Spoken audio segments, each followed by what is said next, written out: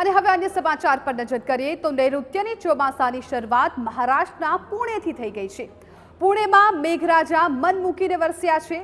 એ દ્રશ્યો પણ જોઈ શકો છો કે જ્યાં મેઘરાજાની પ્રચંડ જે સવારી છે આવી પહોંચી છે અને આખું જે પુણે છે એ જળમાં તરબોળ થઈ ગયું છે। મહારાષ્ટ્રમાં પુણેમાં મેઘરાજા મન મૂકીને વરસ્યા। પુણેના દ્રશ્યો જોઈને અને મેઘરાજાની મહેર કહેવી કે કહેર એ પણ હાલ સવાલ ઊભો થઈ રહ્યો છે। પુણેના કેટલાક વિસ્તારોમાં રીતસર પૂરની સ્થિતિ જોવા મળી। જાહેર માર્ગો હોય કે સ્થાનિક વિસ્તારો તમામ જગ્યાએ માત્ર પાણી જ પાણી જોવા મળ્યું।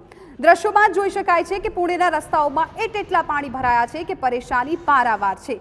પુણેમાં વરસાદી પાણીના નિકાલની વ્યવસ્થાનો અભાવ સ્થાનિક તંત્રની પોલ ખોલે છે। છેલ્લા કેટલાય દિવસથી સતત વરસાદ વરસી રહ્યો છે। આવનારા દિવસોમાં જ્યારે ચોમાસું બરોબરનું જામશે તો કેવી સ્થિતિ હશે એ અત્યારે કલ્પના માત્રથી પુણેના લોકોમાં ચિંતા વ્યાપી। જો કે વરસાદને કારણે અત્યારથી જ જનજીવન પ્રભાવિત થયું છે। વાહન વ્યવહારને પણ પ્રભાવિત કરતા દ્રશ્યો જોવા મળ્યા છે।